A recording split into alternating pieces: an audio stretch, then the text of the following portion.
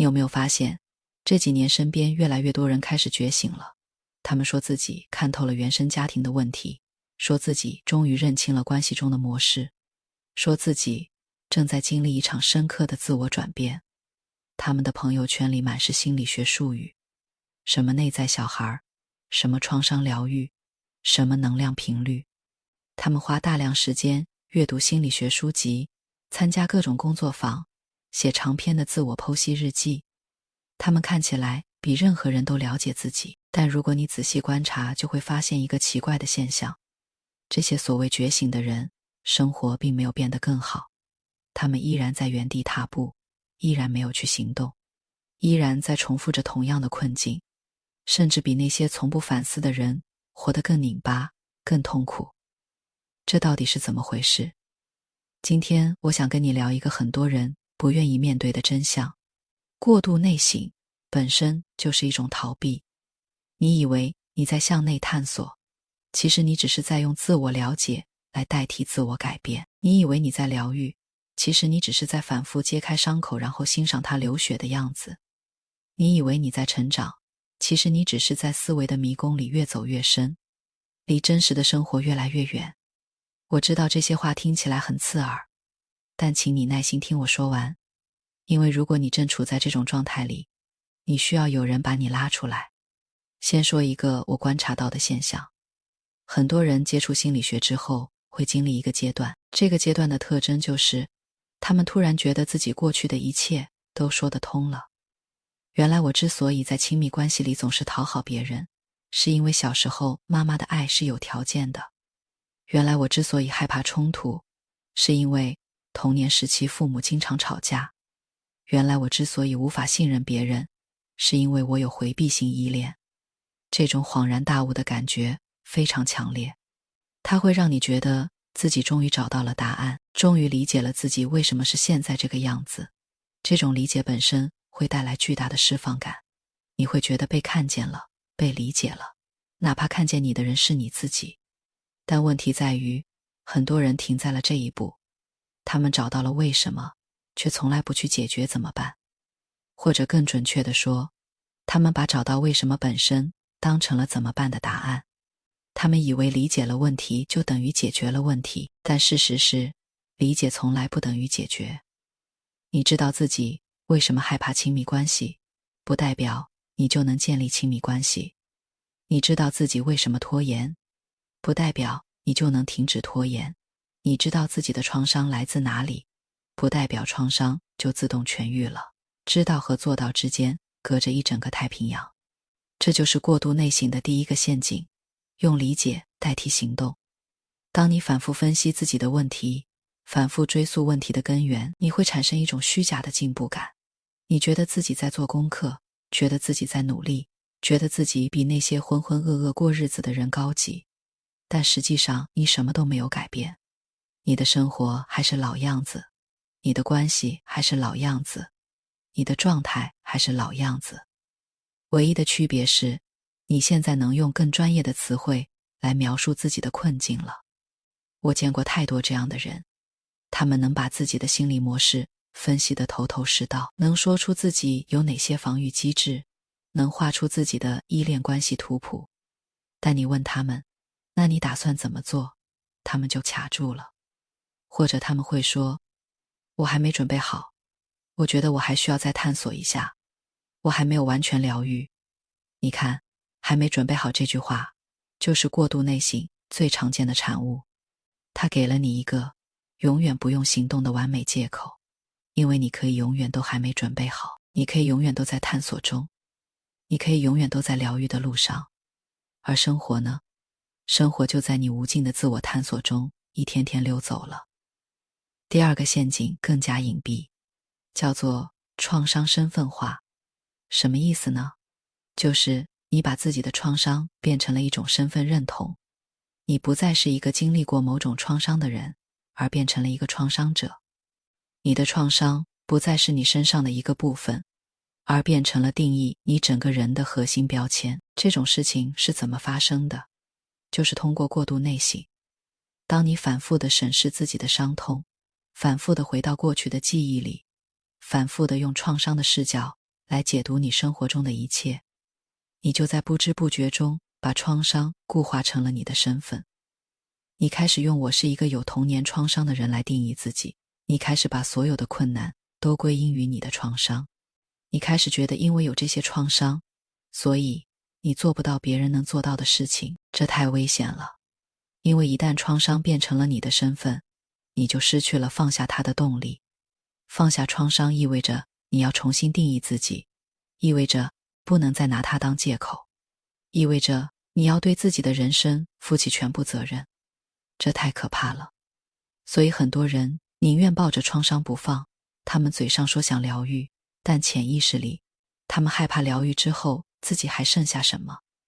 因为如果你把所有的问题都归因于创伤，那一旦创伤不在了，你就要面对一个残酷的事实，也许问题不全是创伤的错，也许有些事情你只是单纯的不愿意去面对，去承担。我说这些不是在否认创伤的真实性，创伤是真实的，它造成的影响是真实的，但创伤不应该成为一个人永远的标签，它是你经历过的事情，不是你这个人，这两者之间的区别非常重要。第三个陷阱叫做分析瘫痪，过度内省会让你陷入无穷无尽的自我分析中，你开始分析自己的每一个念头，每一个情绪，每一个反应，你不允许自己有任何不明所以的感受，一切都必须被理解、被解释、被归类。我刚才为什么会生气？这是不是我的投射，还是我的边界被侵犯了？又或者是我的内在小孩在闹脾气？你把生活中每一个普通的情绪反应都变成了一个需要分析的课题，结果就是你再也无法自然的生活了。你不再是在体验生活，而是在观察自己体验生活。你成了自己的旁观者，你和真实的感受之间隔了一层厚厚的分析。这种状态其实是一种新的防御机制，它看起来像是在面对自己，实际上是在用理智来隔离感受。当你把一种情绪分析透了之后，你就不用真正的去感受它了。分析给了你一种控制感，它让你觉得只要我能解释它，它就没那么可怕了。但情绪不是用来解释的，情绪是用来感受的，用来穿越的，用来流动的。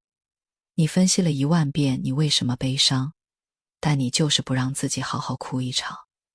你分析了10000遍你为什么愤怒，但你就是不让自己真正的表达愤怒。分析代替了体验，这就是过度内省的荒谬之处。他打着面对自己的旗号，干的却是回避自己的事。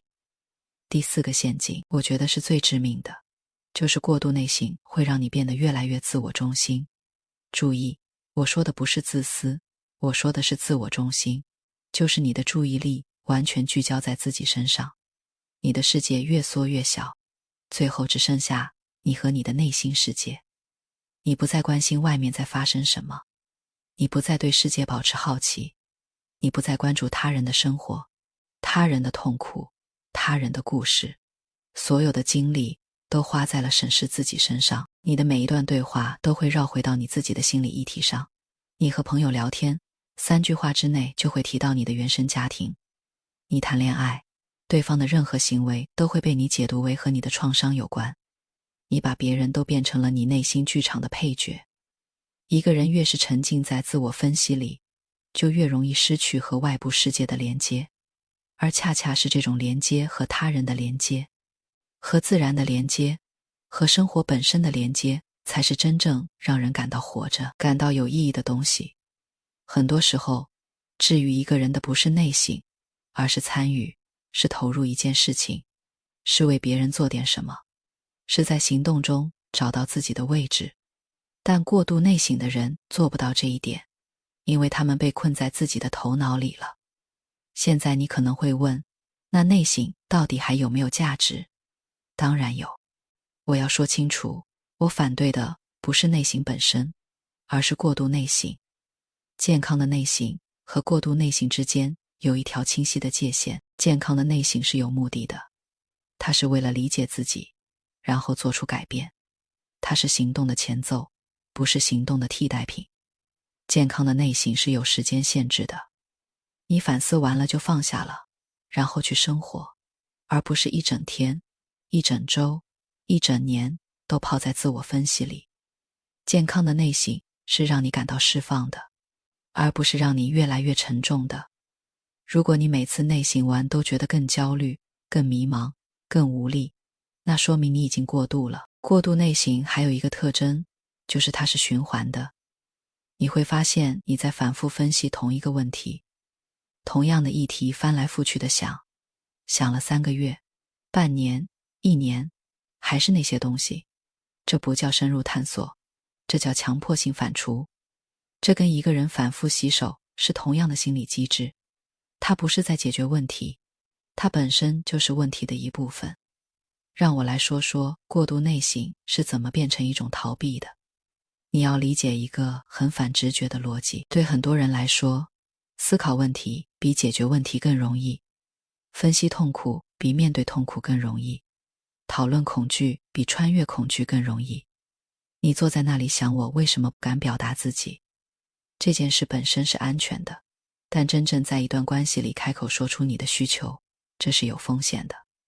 你可能会被拒绝，可能会产生冲突，可能会受伤，所以你就一直待在想的阶段，因为想是安全的，做才是可怕的。过度内神给了你一种幻觉，让你觉得自己在直面问题，但其实你只是在安全距离之外观察问题，你从来没有真正走进去过。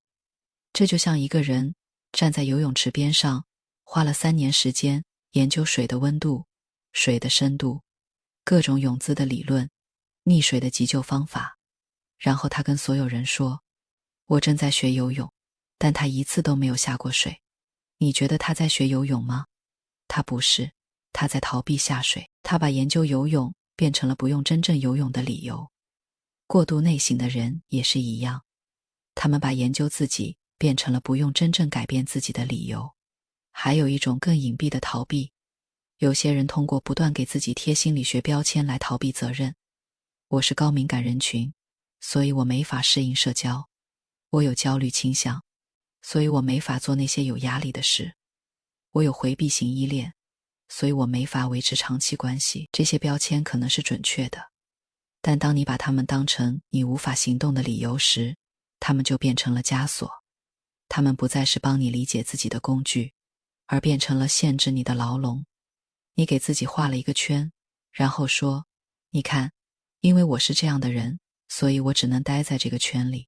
可是谁画的这个圈？是你自己。真正的觉醒不是这样的。真正的觉醒不是坐在那里分析自己，然后给自己下一个结论说，哦，我就是这样的人。真正的觉醒是你认清了自己的模式之后，决定不再被这个模式绑架。真正的觉醒是行动，是你明明害怕冲突，但还是选择说出真实的想法。是你明明有被抛弃的恐惧，但还是选择在关系中敞开自己。是你明明习惯了退缩，但还是选择往前走一步。觉醒不发生在你的脑子里，觉醒发生在你的行为中。我再说一个很多人不愿意承认的事实，有些人之所以沉迷于内省，是因为他满足了一种优越感。当你能用心理学框架分析身边每一个人的时候，你会觉得自己比他们都清醒。你觉得自己站在一个更高的维度上俯瞰众生。你觉得那些不做内省的人都是没有觉察力的人。你觉得自己已经超越了他们。但这种优越感是虚假的，因为那个从不分析自己，每天踏踏实实过日子，遇到问题直接解决的人，可能活得比你好10000倍。他没有读过心理学书籍，他不知道什么叫投射，什么叫移情，但他的生活是流动的，他的关系是真实的，他每天都在往前走。而你呢？你知道所有的理论，但你困在原地动弹不得。谁才是真正清醒的那个人？我想讲一个现象，这个时代有一种自我探索产业，这个产业告诉你，你还不够了解自己，你还有更深层的议题需要处理，你的疗愈之旅还没有完成。你需要买这本书，上这门课，参加这个工作坊，找这个导师。这个产业的运转逻辑就是让你觉得自己永远有问题需要解决，你永远都不够好，永远都不够完整，永远都需要继续修。我不是说所有的心理学内容都是骗人的，心理学是严肃的科学，心理咨询是有价值的专业服务，但当它变成一种消费品，当它变成一种让你永远觉得自己有问题的叙事时，你就要警惕了。你要问自己，我是在被帮助，还是在被制造焦虑？我是在真正成长，还是在为一种永远也到不了的完美自我买单？健康的心理咨询是有终点的，好的心理咨询师会希望你有一天不再需要他，但过度内省是没有终点的。你可以永远挖下去，永远分析下去，永远觉得自己还有问题需要处理，因为人本来就不是完美的。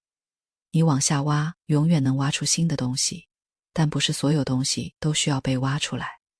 有些东西你不去动它，它就不会影响你的生活。你非要去翻它，去揪它，去放大它，它反而变成了一个问题。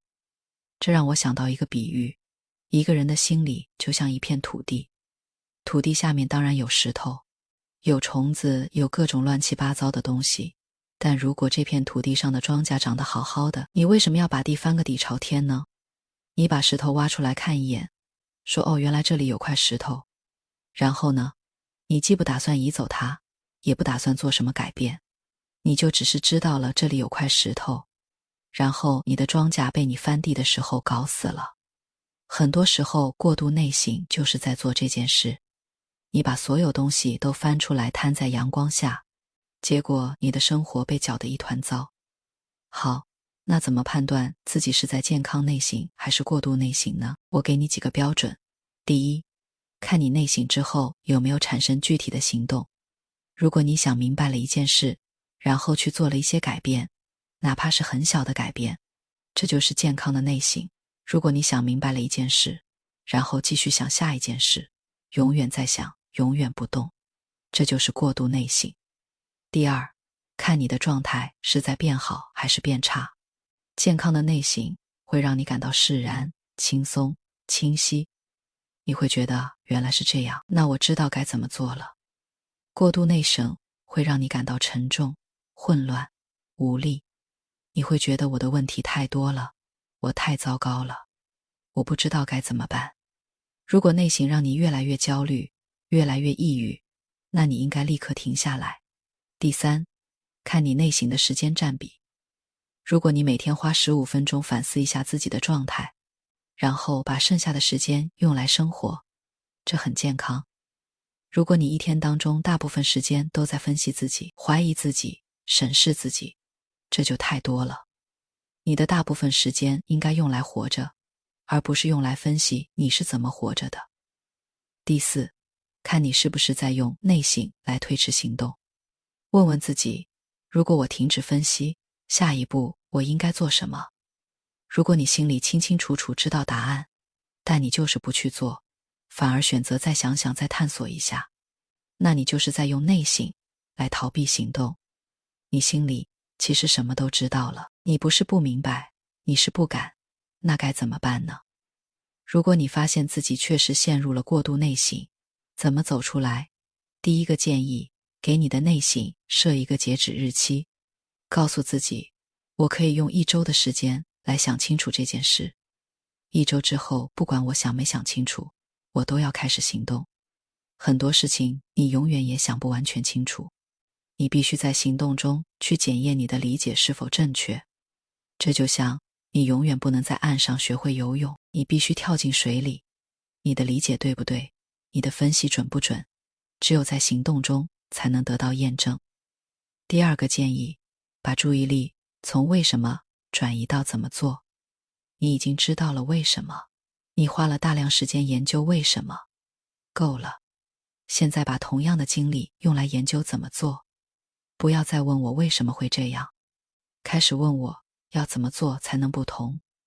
不要再追溯根源了，开始寻找解决方案。不要再解释自己了，开始改变自己。第三个建议，去做一些跟自我无关的事。这一点特别重要。过度内省的人需要把注意力从自己身上移开，去运动，去做志愿者，去学一项新技能，去帮助别人，去投入一份工作，去种花、做饭、遛狗，去做任何不需要分析自己的事情。你会发现，当你不再盯着自己看的时候，你反而会感觉好很多。很多心理问题不是靠想解决的，而是靠做解决的。当你投入到生活中去，当你有了具体的目标和任务，当你的注意力被外部世界占据的时候，那些在你脑子里打转的念头自然就消散了。第4个建议，接受不完美和不确定。过度内省往往来自一种完美主义心理。你想把自己完全弄明白，你想在行动之前确保万无一失，你想等自己准备好了再开始，但人永远不可能完全弄明白自己，你永远不会完全准备好，生活不会等你分析完了再继续。你要学会带着不确定性生活，你不需要什么都想清楚才能往前走，你可以一边走一边想，你可以在行动中调整，你可以犯错然后修正，这才是正常的生活方式。第5个建议，区分反思和反刍。反思是有方向性的思考，你在寻找答案，寻找方案，寻找出路。反刍是绕圈子的思考，你在同一个问题上翻来覆去，越想越难受，越想越绝望。如果你发现自己在反刍，立刻打断它，起身做点别的，打个电话，出门走走，做一组俯卧撑，任何能打断这个循环的事情都可以。不要让自己泡在那种无限循环的负面思考里，它不会给你任何新的信息，它只会消耗你的能量。第6个建议，警惕自我认知变成自我设限。你了解自己是件好事，但如果你的自我了解变成了我就是这样的人，所以我改不了，那它就变成了一种诅咒。任何关于自己的认知都应该是动态的、开放的。你是会变的，你的特质不是写死的代码。不要把心理学测试的结果当成人生判决书，不要把过去的经历当成未来的定数。你有选择的能力，你有改变的可能，这才是真正的觉醒应该带给你的信念。让我再说点更深层的东西。为什么这个时代会有这么多人陷入过度内省？我觉得有几个原因。第一个原因是社交媒体上的心理学内容泛滥，打开任何一个平台，到处都是你可能有这种创伤，这几个表现说明你有焦虑型依恋原生家庭对你的10种影响。这些内容本身可能没有错，但他们创造了一种氛围，让你觉得自己浑身都是问题，让你觉得正常的人生困境都是某种心理疾病的表现。你本来只是偶尔焦虑，看完这些内容，你觉得自己有焦虑障碍。你本来只是跟父母关系一般，看完这些内容，你觉得自己有严重的原生家庭创伤。这些内容把日常的人类体验病理化了，它让你觉得不应该有这些感受。你有这些感受是因为你有问题，但其实每个人都会焦虑，每个人都会自我怀疑，每个人跟父母的关系都不完美，这是人生的常态，不是需要修复的 bug。第二个原因是这一代人普遍面临的意义感缺失。当你不知道自己要往哪里去的时候，你就会不停地问我是谁。向内探索成了没有方向感时的默认选项。你不知道要做什么事业，不知道想过什么样的生活，不知道什么对你来说是重要的，于是你就去探索自己。但讽刺的是，你越探索自己，越不知道自己要什么。因为答案不在你的内心深处，答案在你和世界的互动中。你不去做事，你永远不知道自己喜欢做什么。你不去跟人相处，你永远不知道自己需要什么样的关系。你不去经历，你永远不知道什么对你重要。自我认知不是坐在那里冥想出来的，它是在行动中，在经历中慢慢浮现的。第三个原因是逃避现实的代价太低了。这个时代，你完全可以不出门，不社交，不工作，靠网络打发一整天的时间。你可以在虚拟世界里完成所有的自我探索。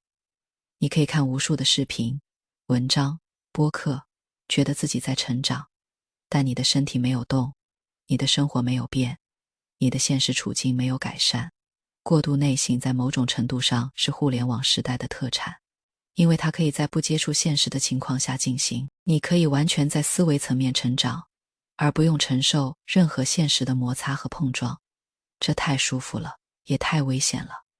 你知道什么才是真正困难的吗？不是了解自己。了解自己在这个信息爆炸的时代一点都不难，真正困难的是改变自己。真正困难的是明明看清了自己的模式，还是要花巨大的力气去对抗它。真正困难的是在恐惧面前选择行动。真正困难的是走出舒适区，去承受不确定性带来的焦虑。真正困难的是不再给自己找借口。我想对那些正在觉醒的人说，你的觉醒如果只停留在认知层面，那它一文不值。一个从不分析自己但每天都在认真生活的人，比一个把自己分析得透彻但什么都不做的人活得完整10000倍。你不需要完全了解自己才能开始生活，你不需要解决所有内心的问题才能去爱人和被爱，你不需要疗愈完所有创伤才能追求你想要的东西。事实上，很多时候是行动在先，疗愈在后。你在做事的过程中疗愈，你在建立关系的过程中疗愈，你在面对恐惧的过程中疗愈。不是疗愈了才能去生活，而是去生活本身就是疗愈。这个道理听起来简单，但它颠覆了很多人的认知。很多人以为要先修好自己才能去过好的生活，他们在等一个准备好的时刻，但那个时刻永远不会来，因为人不是修完了才上路的，人是在路上修的。你开一辆有点毛病的车上路，一边开一边修，这才是人生的真相。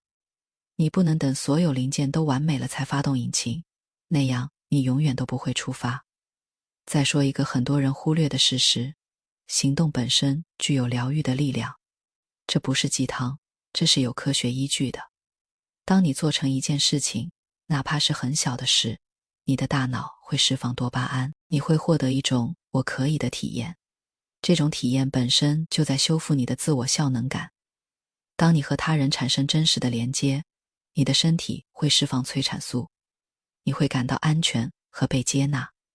这种体验本身就在修复你的依恋模式。当你面对恐惧，做了一件你以为自己做不到的事，你会获得一种全新的自我认知，原来我可以。这种认知比你自我分析10000遍得出的结论都有力量，因为它不是想出来的，是活出来的。所以如果你真的想成长，如果你真的想改变，请你从脑子里出来，回到你的身体里，回到你的生活里，回到这个真实的、有摩擦的、不完美的世界里，停止无休止的自我审视，开始行动。哪怕是很小的行动，哪怕你还没准备好，哪怕你还有很多没想清楚，先做了再说。做的过程中你会明白很多坐在那里想一辈子也想不明白的道理。最后我想说的是，这篇内容本身也是一种观点，它不是绝对的真理。我不是在说所有的内省都是坏的，所有的自我分析都是逃避。有些人确实需要花时间去理解自己的经历，有些人确实需要心理咨询的帮助，有些人确实需要时间来疗愈，这些都是对的。我针对的是那种状态，你明明已经想清楚了，但你就是不动。你用还需要探索来逃避我应该行动了这个事实，你把内省变成了一种生活方式，而不是通向更好生活的工具。你在思考中消耗了所有的精力，然后对着真实的生活无能为力。如果这说的是你，那请你听我一句，够了。你已经够了解自己了，你已经够觉醒了，你不需要再继续挖了。你需要的是站起来，走出去，去做点什么，去过你的人生，去犯错，去跌倒，去在真实的世界里碰壁，然后在碰壁中真正的学到东西。纸上得来终觉浅，生活不是靠想出来的，它是靠活出来的。别再让过度内省消耗你了，你这一辈子很短，别把它全花在自己的脑子里。去外面，去行动，去活着，这才是真正的觉醒。